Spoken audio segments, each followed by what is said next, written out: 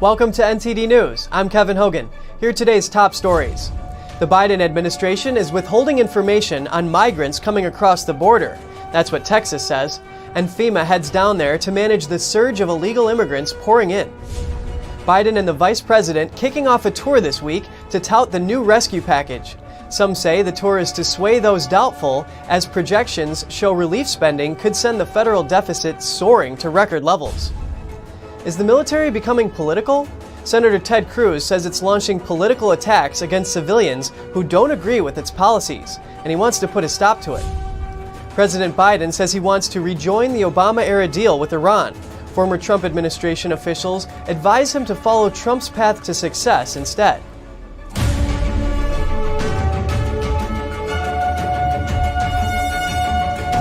Texas Governor Greg Abbott claimed the White House is withholding information from his state's officials. Information on how many illegal immigrants who have crossed the border have tested positive for the CCP virus. That's as Biden sends FEMA to the border to respond to a record number of migrants arriving. Governor Abbott told Fox News on Sunday that there are illegal immigrants coming across the U.S.-Mexico border who have the virus. He accused the Biden administration of refusing to give his state data on how many migrants have the virus, data Abbott says he expects.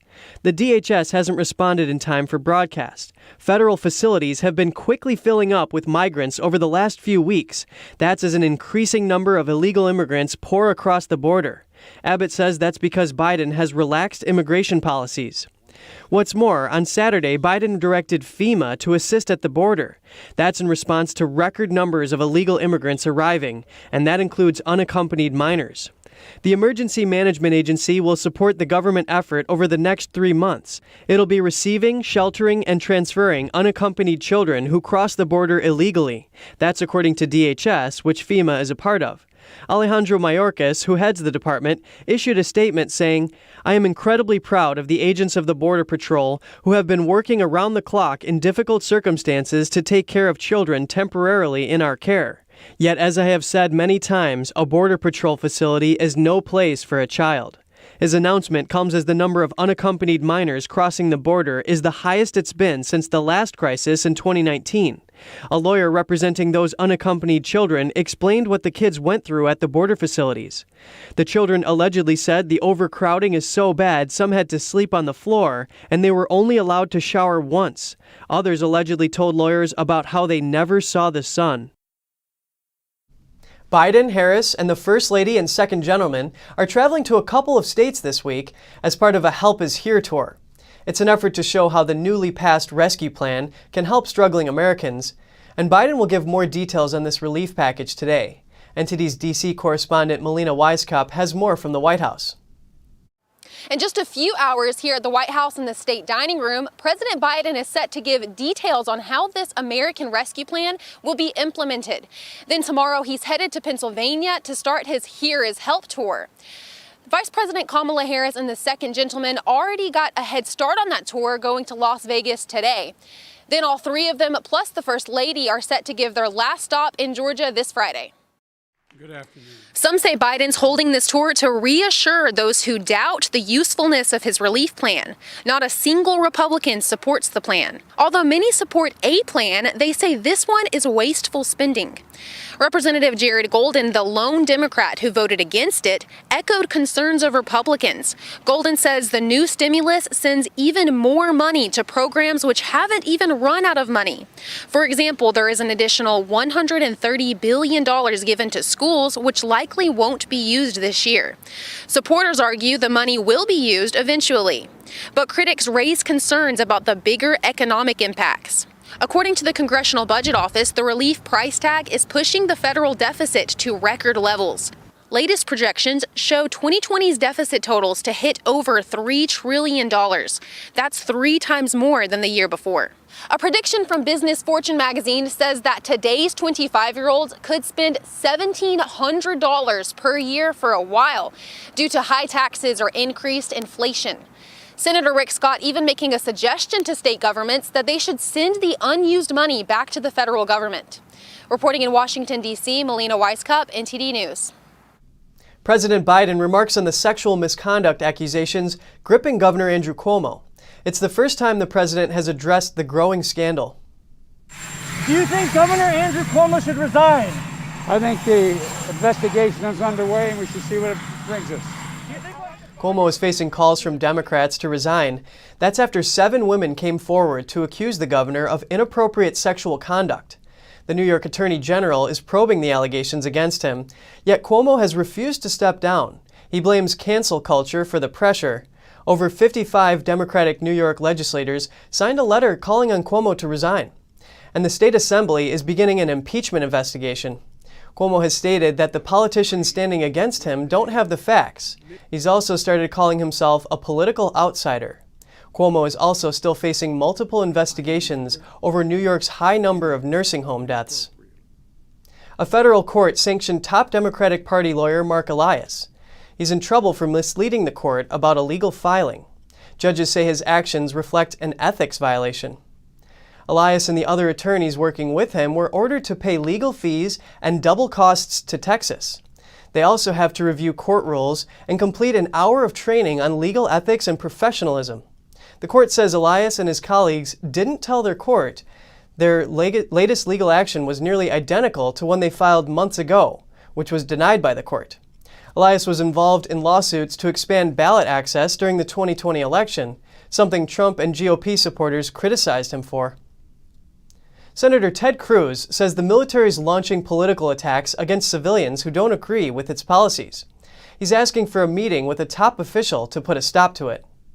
Senator Ted Cruz wants to meet with the head of the U.S. Marine Corps, following several military statements criticizing Tucker Carlson. Cruz tweeted, "Under Biden, the military is launching political attacks to intimidate Tucker Carlson and other civilians who criticize their policy decisions. Officials in uniform are being used for the campaign."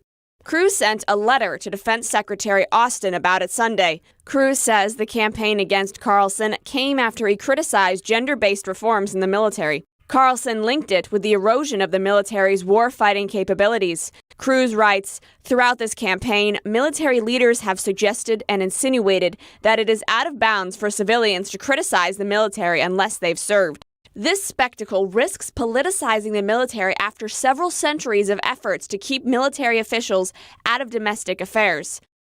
Cruz says this runs the risk of creating a culture in the military for its civilian leadership.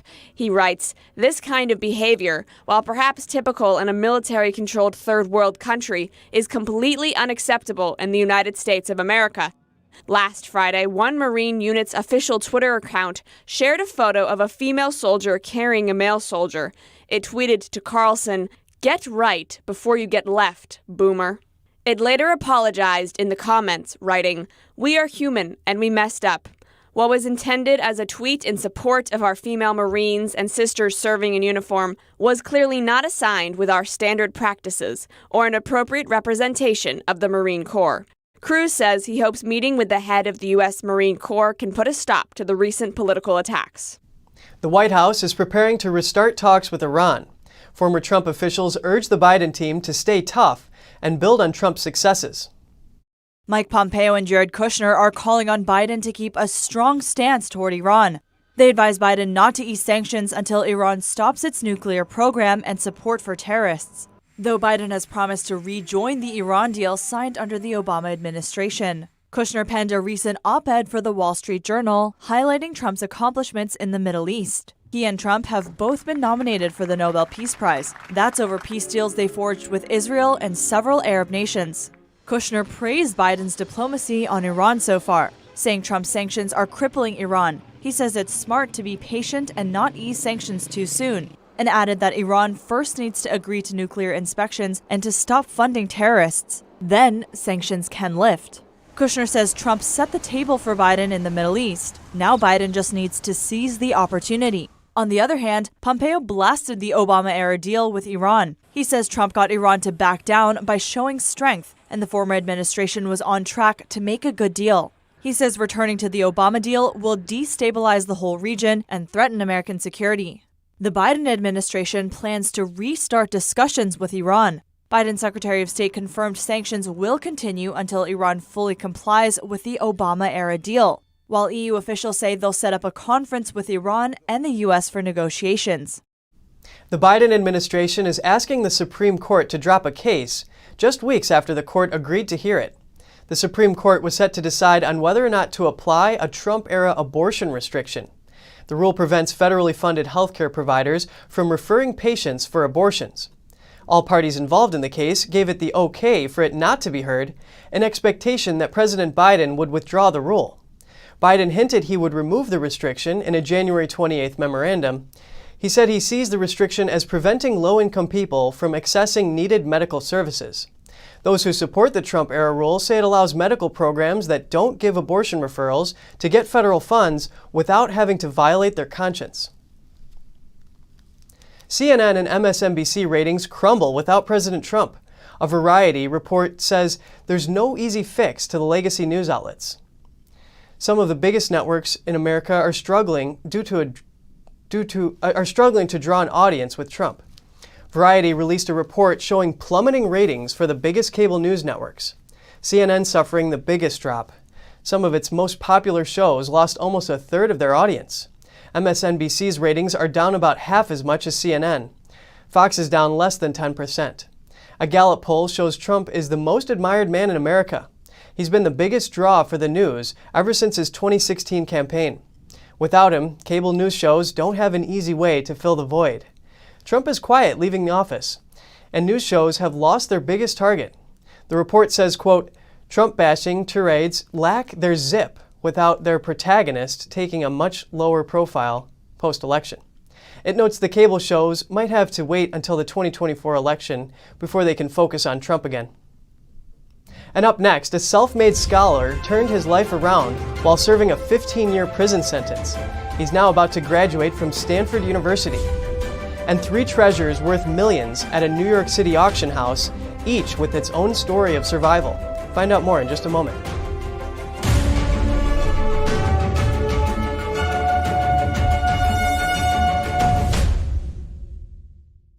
An Illinois man who served 15 years in prison expects to graduate from Stanford University this year. After one fateful moment, he knew he wanted to be known for something other than his crime. NTD's David Lamb has the details. Jason Spires is a senior in computer science at Stanford University. But before transferring into the prestigious college in 2018, he had served 15 years in prison. He told us he started to sell cannabis when he was 19, but things took a turn in the early 2000s. I then got arrested for a box of 37 pounds of cannabis coming from California to Illinois, sent from my mother's house to my father's house, and I received a 30-year sentence in the Illinois Department of Corrections.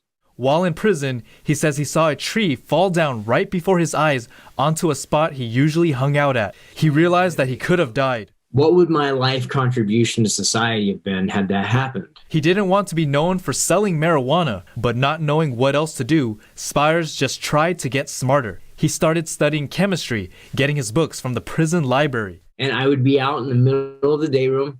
I would have earplugs shoved in my ear. To this day, I still use earplugs because, you got 100 inmates in this one little area.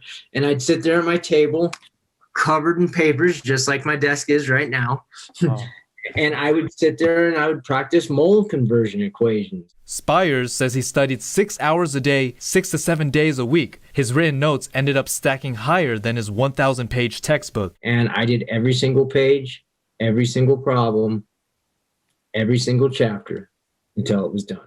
At one point, he needed a calculator, so he begged the warden to get him one. And believe it or not, it might sound like a small thing, but he got the library to let me borrow a scientific calculator. Eventually, his original sentence of 30 years got cut down to 15. He spent 13 and a half years behind bars, then finished his sentence at a work release center. He said his father passed away and he couldn't attend the funeral while in prison. Spires was also fined over $200,000 for possession of marijuana. I couldn't guarantee it was going to get me to Stanford, but I knew quitting and just playing spades all day long at the card table wasn't going to do too much for me. So I just kept going forward. According to a Stanford article, Spires planned to attend community college after his release, but transferring to Stanford or another 4-year university became the goal that sustained him. Along with academic challenges, he commuted from school to work on a bicycle, even in the snow. Spires transferred into Stanford 1 year after his release. He became interested in computer science after learning its potential from a programming course. Spires, now 39 years old, expects to graduate this June with an emphasis in artificial intelligence. He hopes to get into a master's program and use his experience and knowledge to support aspiring students, including those who serve jail time. David Lamb, NTD News, California. Some of the rarest and most famous items in the world are set to sell at an auction in New York City. NTD's Don Tran gives us a sneak peek. At an upcoming auction at Sotheby's in New York City, these rare items are expected to sell for millions. One is the 1933 Double Eagle coin, which was never issued for use. They were all supposed to be destroyed after the U.S. dropped the gold standard. It's America's most famous gold coin. It's the only one. There are other examples, but they're all owned by the U.S. Mint. This is the only one that's available for private ownership. Sotheby's estimates it'll sell for between 10 and 15 million. The next item is the rarest stamp in the world, the British Guiana 1-cent magenta stamp. It was a case of the stamps that had been printed in England didn't make it over to the colony, so they decided to print their own. And this is the only one that survived. And it was found by a 12-year-old boy 20 years later looking through papers. It's also expected to fetch between $10 and $15 million. And the third item is a plate block of the inverted Jenny stamps. The 24-cent stamp issued in 1918 is the most recognized and sought-after U.S. stamp. Each one of them has some sort of mishap or mistake that makes them valuable. And of course, I think the mistake on this is obvious. It's the upside-down biplane. The three items will be on display to the public by appointment at Sotheby's in New York through March 17th. The worst sandstorm in a decade blew through China's capital on Monday. Skyscrapers appeared to vanish from sight, and hundreds of flights were canceled. The National Meteorological Center forecast the sand and dust would affect 12 provinces and regions, spanning from Xinjiang in the far northwest to Heilongjiang in the northeast and the eastern coastal city of Tianjin. The city's Environmental Monitoring Center says floating particles, known as PM10s, rose beyond 8,000 micrograms per cubic meter in some Beijing districts. The World Health Organization recommends average daily PM10 levels of no more than 50 micrograms. Sandstorms happen regularly in the springtime. Sand from China's Gobi Desert blows eastward, helped along by deforestation and soil erosion throughout northern China. A new hotel in China that features live polar bears is drawing criticism. One animal rights group says polar bears belong in the Arctic, not in a hotel. A hotel that bills itself as the world's first polar bear hotel has opened in northeast China. It draws both guests and criticism for its central feature, live polar bears. The Polar Bear Hotel is part of the Harbin Polar Land theme park. It opened last Friday with the promise of round-the-clock polar bear viewing from all 21 guest rooms. Photos and videos from Chinese state media and the theme park showed 2 polar bears in an indoor enclosure featuring artificial ice and small pools of water. A spokeswoman for Harbin Polar Land said the photos depicted only part of the bear's total enclosure. She said they could go to an outdoor area when temperature and air quality conditions permitted. Rooms range from about $300 to over $400 per night. Conservationists are criticizing the hotel. PETA says that polar bears belong in the Arctic, not in zoos or glass boxes in aquariums, and certainly not in hotels. It says the bears are active for up to 18 hours a day in nature, roaming home ranges that can span thousands of miles where they enjoy a real life. And coming up, one farm in Germany has a creative solution for people feeling lonely during the country's lockdown. Visitors there can enjoy the outdoors and some free hugs safely. Find out more on NTD News.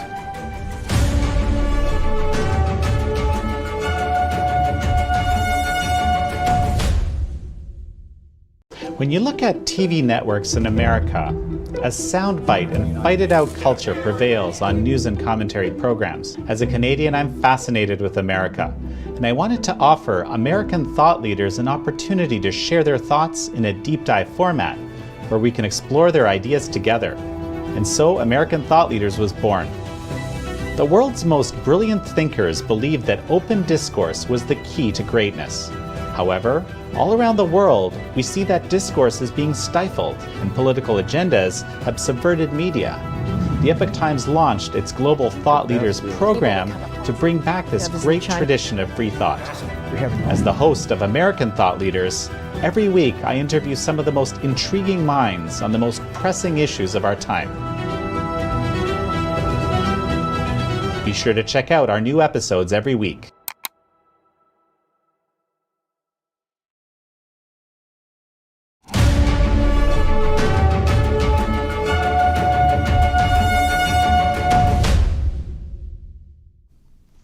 Have you felt lonely at all because of social distancing?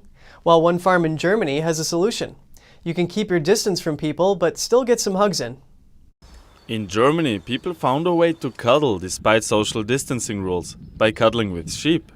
We have marvelous sheep here who like it very much if they get visitors, and I know them well. How they react positively toward humans is very safe. She runs an educational program on a farm in Western Germany. They encourage people to get closer to animals. I allow people to visit the sheep unattended and have a wonderful time with them in nature and far away from any masks and social distancing. Visitors have to book an appointment, but can get as close as they like to the shaggy sheep. I always walk by sheep pastures and they run away, and here it is very different. It's great. Therese Pfeffer is enjoying her encounter with the animals. The entire cuddle session is free of charge, but visitors will be asked for donations for the farm. They want to make sure the animal meeting programs can continue even after the restrictions end. Arian Pastar, NTD News. Let's turn our attention to health now. Trying to eat better can be as simple as slowing down. Here's our top 7 tips.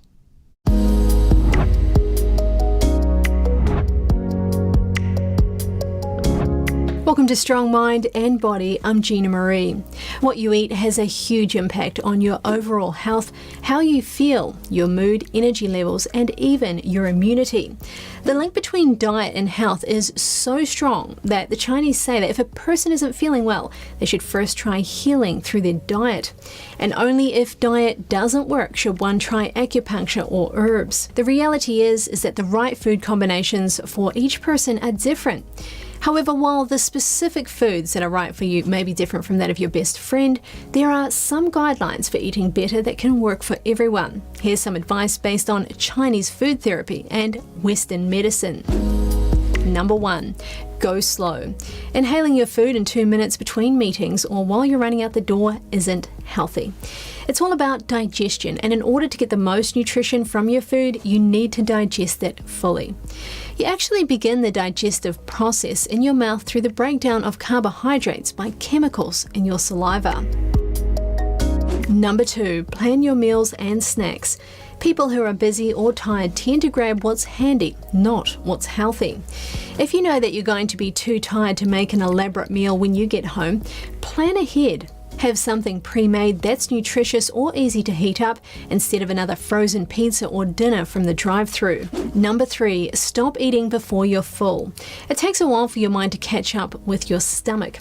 Some experts recommend to stop eating when you're about 80% full, as doing so is associated with weighing less and living longer. Number 4, pay attention to what you are drinking. Soda and fruit juice are full of sugar, but many people don't realize just how much. That's because the sugar is dissolved into liquid, so manufacturers can pack a lot into your drink without it being visible. This promotes inflammation, leads to weight gain, and increases your risk for diabetes and high blood pressure. Number 5, eat lots of colors. Eating a wide variety of colorful foods, especially in the form of fruits and vegetables, ensures that you are getting a wide range of nutrients. It's as easy as working your way through the rainbow. Number 6, get cooking. This actually means a couple of things. First, by cooking your own food, you are using simple ingredients and have control over what's going into your meal. Second, in Chinese medicine, cooking your food instead of eating it raw energetically warms it up and makes it easier to digest. Number 7, don't skip breakfast. A lot of people say they just aren't hungry first thing in the morning. However, eating just a small amount of food helps to level out your blood sugar and decreases food cravings. We hope these 7 tips will improve your health and energy levels. Thanks for watching. And that's all for now. Catch us again tonight at 6:30 Eastern. I'm Kevin Hogan.